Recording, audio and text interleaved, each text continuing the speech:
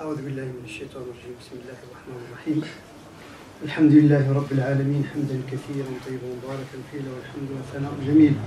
أحمده سبحانه وتعالى حق حمده، وأصلي وأسلم على مبعوث رحمة وهداة للعالمين سيد الأولين وإمام الأنبياء وخاتم المرسلين سيدنا وحبيبنا ومولانا وزليلنا ومعلمنا وشفيعنا محمد بن عبد الله.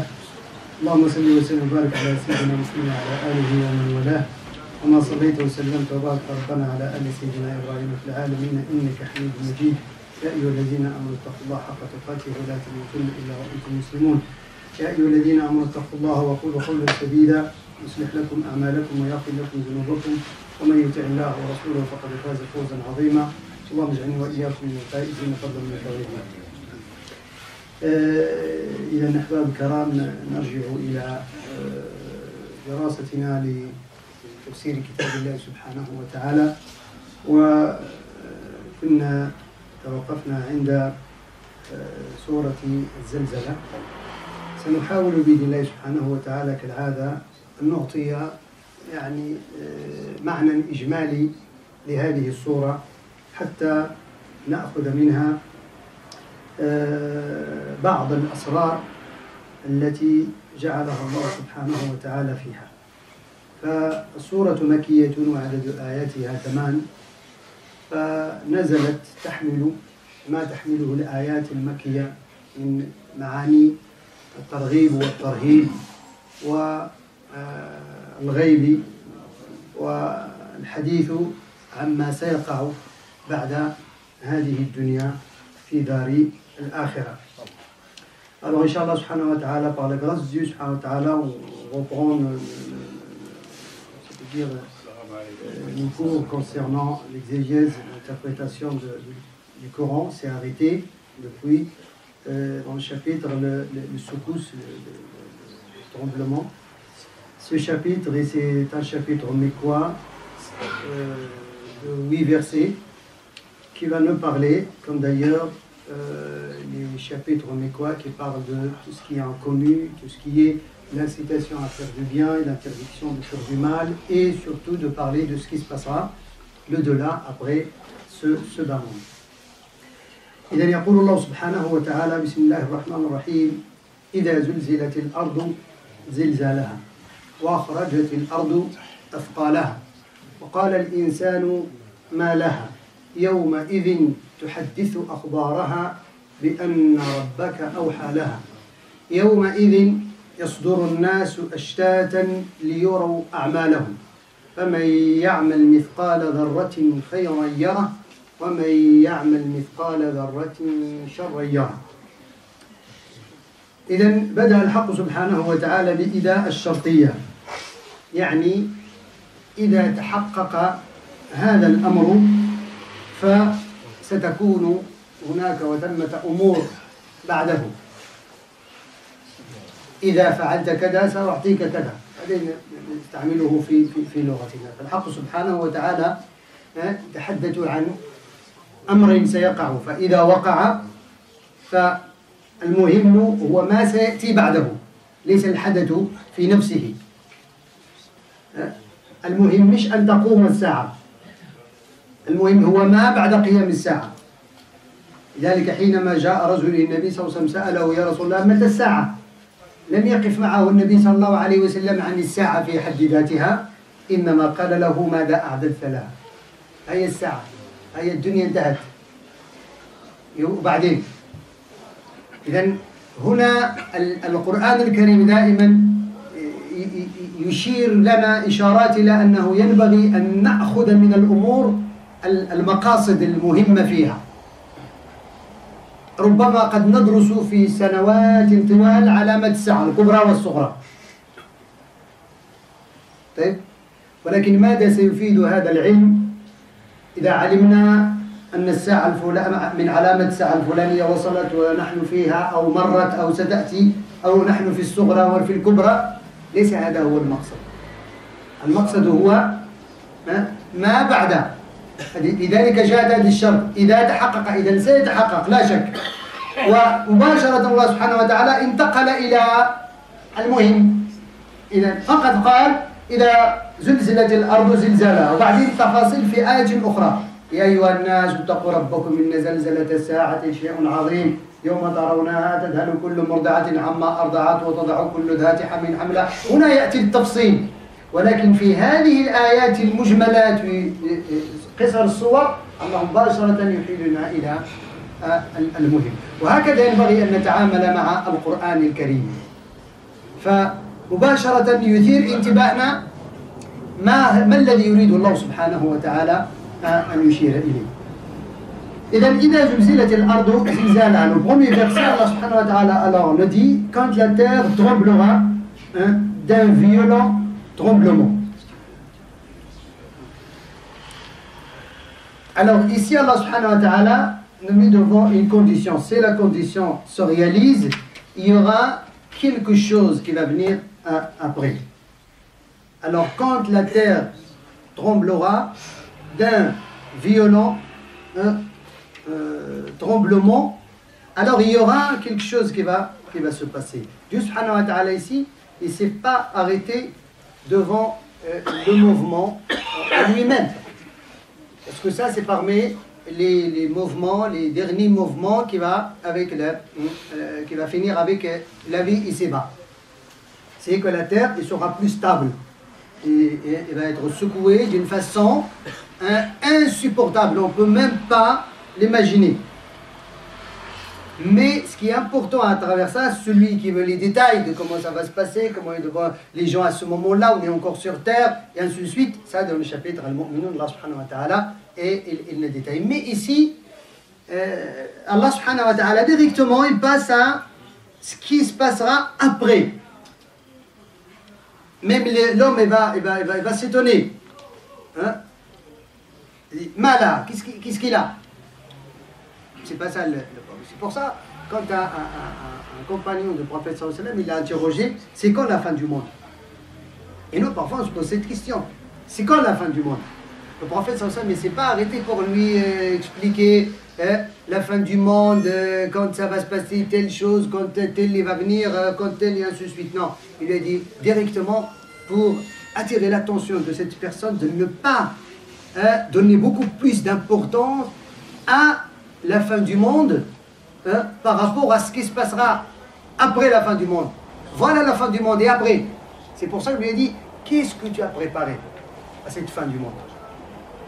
La fin du monde, c'est un simple événement qui va se passer. La fin du monde, c'est une simple séparation entre la vie ici-bas et la vie éternelle. C'est tout, c'est pas aussi. C'est vrai que c'est énorme, la terre sera secouée, sera tremblée, il va sortir, il va dégager tout ce qui est dans son ventre, il va même parler, on va voir. Mais ce qui est beaucoup plus important pour nous, c'est pas cela. C'est après la fin du monde, c'est quoi? لهذا هناك الأصل قيام الساعة الخاص وقيام الساعة العام. Il y a deux sortes de fin du monde. Il y a la première fin du monde exclusive, personnelle, la deuxième fin du monde commune, qui concerne tout le monde. Exclusive et personnelle, c'est le cas quand la personne quitte ce monde. Pour lui, c'est la fin du monde. Ouais. Ce qu'il va voir, lui, il va le voir dans sa tombe. Il ne va pas le voir sur terre. Hein? Ça veut dire pour lui, il a vu du petit signe du monde, du grand signe du monde, ça ne rajoutera rien du tout dans son registre. Et sa croyance en Dieu et dans sa vie. Mais directement dans sa tombe, ça va commencer une autre vie. C'est pour ça que le prophète il a dit, tant que tu demandes toi la fin du monde, qu'est-ce que tu as préparé toi? C'est ce qui est important, c'est cela. C'est pour ça que je dis, parfois, on peut faire des discours, des interventions pour expliquer aux gens les signes de la fin du monde, les petits, les grands, et ainsi de suite, dans quel contexte on est, ainsi de suite. Mais, c'est quoi l'objectif? Ça suffit de connaître que tel événement est tel état de la communauté, de l'humanité, et ça signifie qu'on est dans tel niveau, bien dans telle situation. Non, c'est pas ça le but. C'est seulement de faire attention que il faut qu'on se prépare parce que le temps, ça va plus vite que nos ordres. Nous, on n'arrive pas à faire les choses, comment dirais-je, comme il le faut, mais on pose toujours, c'est comme la fin du monde. Mais c'est bien de connaître les signes de la fin du monde, mais pour nous inciter à en profiter de ces moments que Dieu subhanahu wa ta'ala nous a accordés ici-bas. C'est ce qui est important. C'est ce qu'on va trouver là-bas. Pour ça, Allah subhanahu wa ta'ala dit, et que la terre fera sortir ses fardeaux. Ça veut dire que la terre elle va faire dégager tout ce qui est dedans. يعني ايش ما معنى اخرجت الارض اثقالها الاثقال ça veut dire ce qu'il a l'ordi tout ce qu'il avait quoi اثقالها مش الناس فقط قال الامام السعدي وغيره من العلماء ان الارض تخرج الذهب والفضه وكنوزها فياتي الناس فيقولون سياتي قاطع الرحم يقول على هذا قطعت رحمي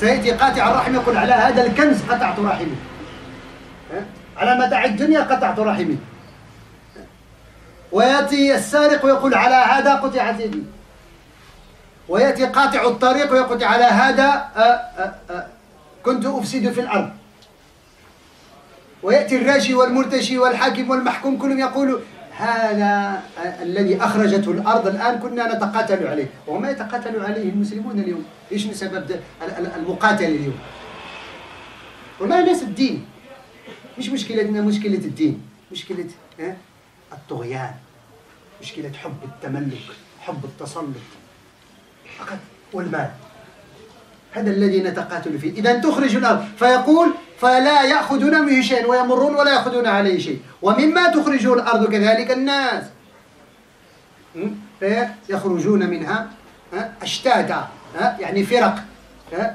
فريق إلى الجنة وفريق إلى النار ثم قال الإنسان ما لها que l'homme dira qu'a-t-il qu'est-ce qu'il a pourquoi il est plus stable parce que la terre quand il va être dans ce mouvement les gens ils vont se poser la question mais qu'est-ce qui se passe il est sorti dans son cercle qu'est-ce qui se passe ça y est la science n'est plus utile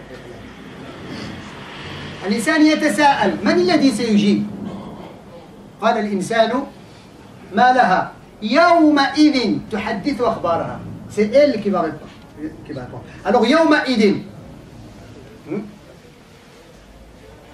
le jour ça veut dire ce jour إذا تحقق ce jour la terre elle va parler يومئذ تحدث أخبارها بأن ربك أوحى لها à ce moment-là la terre ce jour-là elle racontera son histoire elle va parler la terre لماذا لأن ربك أوحى لها il se met à l'ordre de Dieu subhanahu wa ta'ala Dieu va l'ordonner de parler حديث ابن عباس النبي صلى الله عليه وسلم قال أتدرون ما معنى تحدث أخبارها النبي صلى الله عليه وسلم un jour il a interrogé ses compagnons il leur a dit hadith ibn Abbas il leur a dit savez-vous ça veut dire quoi que la terre racontera son histoire قال ستحدث الأرض عن كل منكم ماذا عمل فيها ومتى عمل فيها وكيف عمل فيها alors النبي صلى الله عليه وسلم أن الأرض هذا المسجد سيشهد علينا يوم القيامة سيتحدث ويعطيه الله لسان بأن فلان وعلان وكذا كان يسجد في هذه المنطقة كان يزكي في هذه المنطقة كان يصلي في هذه المنطقة كان يذكر الله في هذه المنطقة كان يقرأ القرآن كان يزني كان يشرب الخمر كان يسرق كان يقتل كان يفعل كل أرض كل بقعة من الأرض ستحدث أخبار التي مرت عليها ربما يتساءلوا عن كيف يعني ملايين البشر وكل كذا ما ذلك على الله بعزيز لهذا فإن إلا من تغمده الله برحمته وتجاوز عن سيئاته فإن الأرض ستفضح أصحابه. لذلك قال النبي صلى الله عليه وسلم إنها أمكم فاتقوا الله، يعني سترجعون إليها وهذه ستشهد عليكم، ستشهد عليكم، يعني هنا تحدث. وهذه المراحل أحباب الكرام هي كلها مراحل تؤدي إلى ما قبل الحساب. يعني ستزلزل، وبعدها تزلزل الإنسان يعني سيتعجب ويتساءل وتجيبه الأرض بأخبارها، وبعدين تأتي المرحلة الأخرى. لهذا لو كنا أيها الأحباب الكرام حقا نقرأ هذه الآية ونعلم أن الوقت الذي أنت تعبد الله سبحانه وتعالى وتطيعه فيه كأنك تجعل لك أمام الله سبحانه وتعالى يوم القيامة شهود خير في المحل والموطن الذي كنت تطيع فيه الله سبحانه وتعالى. ذلك كان بعض الصحابة رضوان الله عليهم كخالد بن الوليد وعمرو بن العاص وغيرهم ممن كان لهم يعني شباب في الشرك، في عبادة الأصنام والغدرات والفجرات، كانوا لما تابوا إلى الله سبحانه وتعالى ورجعوا إليه واعتنقوا الإسلام ما من موطن في الأرض عصوا الله فيه إلا ورجعوا إليه وأطاعوا الله فيه. ما من موطن جلس فيه خالد وعمر وغيره من جباب مكة وشربوا الخمر وفعلوا كذا وكذا إلا ورجعوا إلى نفس المكان بعد الإسلام وطاعوا الله وصلوا فيه وذكروا الله تعالى في نفس المكان. هؤلاء الناس كانوا ينزلون القرآن تنزيلا أيها الأحباب الكرام، كانوا يعيشون معه.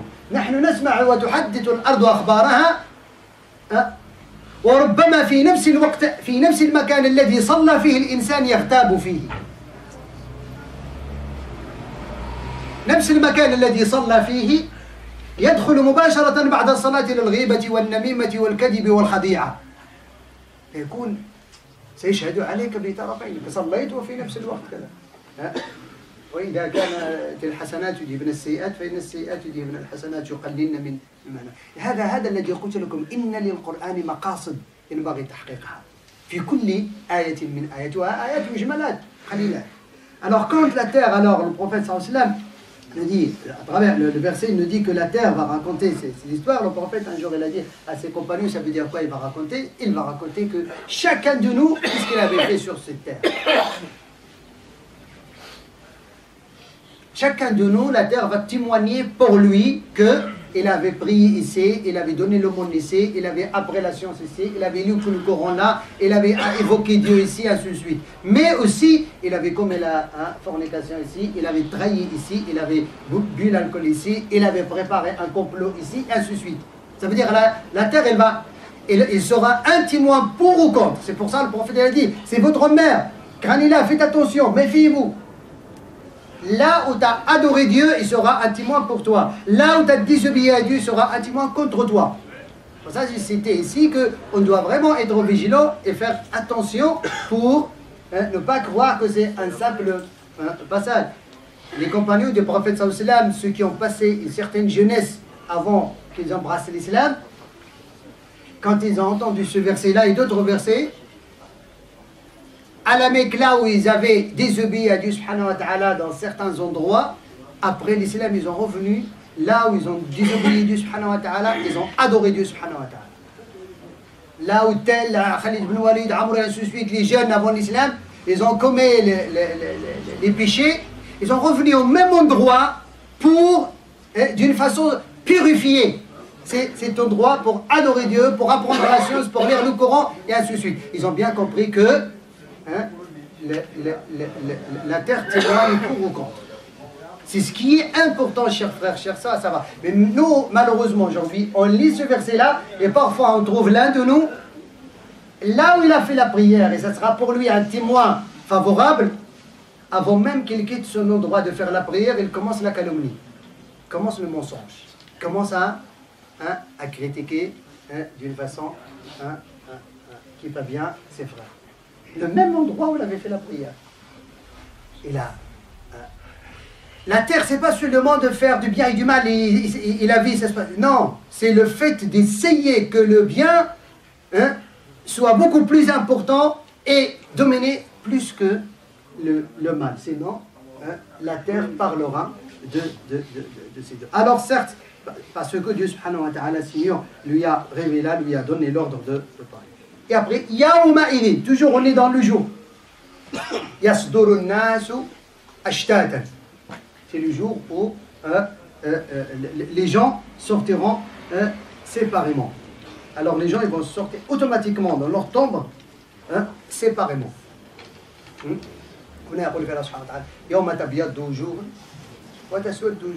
jour où il y aura des visages blancs, lumineux, et des visages noirs. Ici, c'est plus l'Afrique noire, ça n'a rien à voir.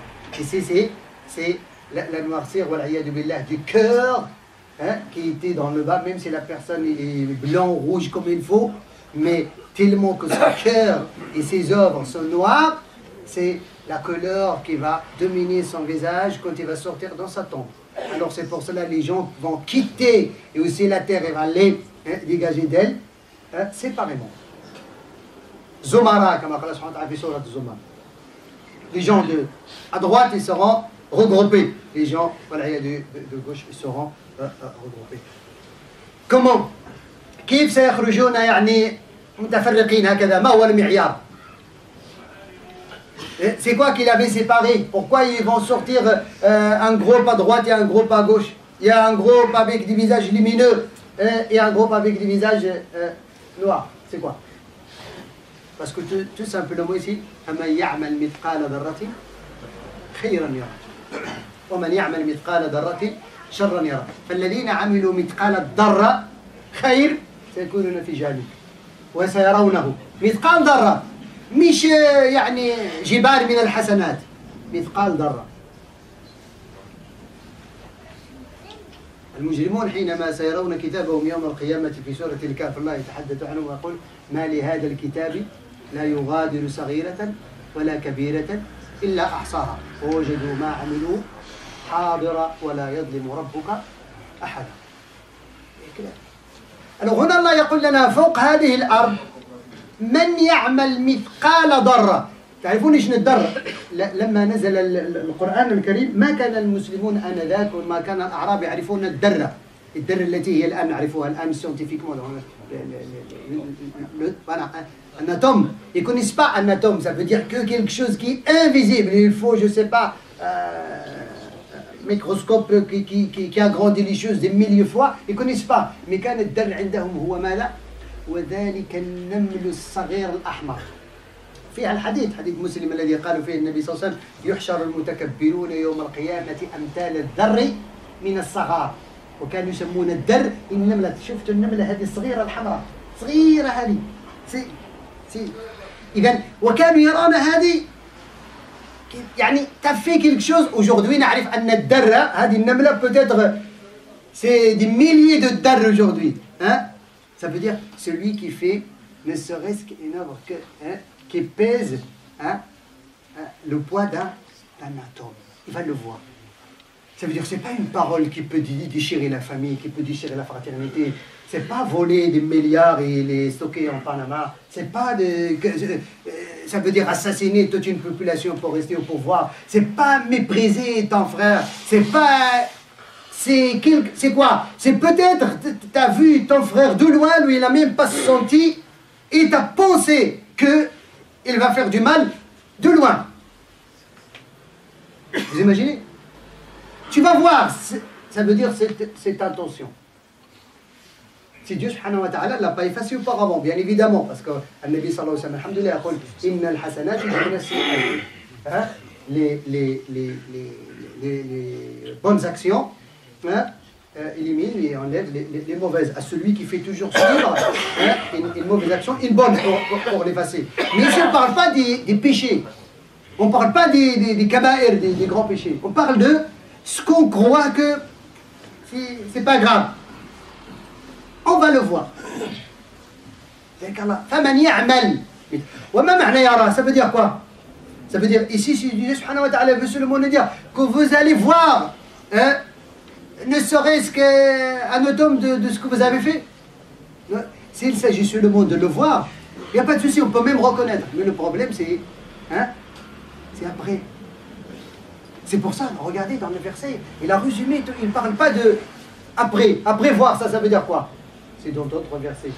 Il ne s'agit pas seulement de voir les bonnes et les mauvaises actions le jour dernier, hein, mais ça veut dire c'est à toi de comprendre si tu fais de bonnes actions, certainement, c'est vers le paradis.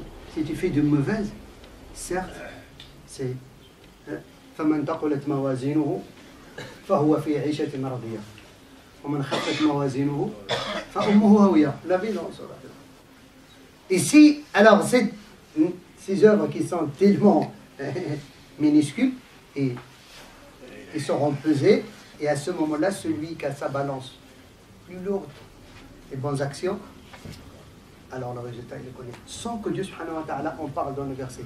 Tu suffis pas. وَمَنْ يَعْمَلْ مِثْقَالَ ذَرَّةٍ شَرًّا يَرَهُ. يَرَهُ يعني إيه? C'est pas la vision avec l'œil. يَرَى أَجْرَهُ إِذَا كَانَ خَيْرًا وَوِزْرَهُ إِذَا كَانَ شَرًّا. C'est ça. C'est pas il va le voir avec les yeux, hein? Mais ce qui est important, qu'il va voir la récompense des bonnes et le châtiment du mauvais action. Et après, chacun de nous va juger son état lui-même. اقرأ كتابك كفى بنفسك اليوم عليك حسيبا. Sourate Al-Isra. Alors, tu dis toi-même, voilà, maintenant tout y connaît. Lis alors, t'enregistres. Et toi-même, prends la décision qui convient avec ce que tu as fait. Et tu fais que toi-même tu vas juger ton état. Pour ça, regardez ce verset, ce chapitre, 8 versets, trop courts, mais qui ciblent la vie de chacun de nous pour qu'il soit vigilant, qu'il fasse attention, et de ne pas dire que non, celle-là c'est pas grave, celle-là c'est... Parce que tout y comptait. Tout ça va, ça se cumule. ذلك يقول العلماء ليس مع الإصرار صغيرة وليس مع التوبة كبيرة. الإصرار يعني celui qui insiste de faire des petits péchés, mais c'est son quotidien. Hein? Ici, ils vont être cumulés sur lui et puis ils vont le périr. Et il n'y a pas de jugement après le repenti, même si on avait fait des grands péchés. Après le repenti, c'est effacé. Parce que faites attention, parfois les petits péchés, ils peuvent périr, ça veut dire le pécheur. Et les grands péchés, après le repentir, sont effacés. On doit faire attention à ça. Allah subhanahu wa ta'ala يوفقنا وإياكم للخير ويلهمنا الرشاد والسداد ويجعلنا من عباد الصالحين المصلحين إنك ربنا نعم المولى ونعم النصير والحمد لله رب العالمين.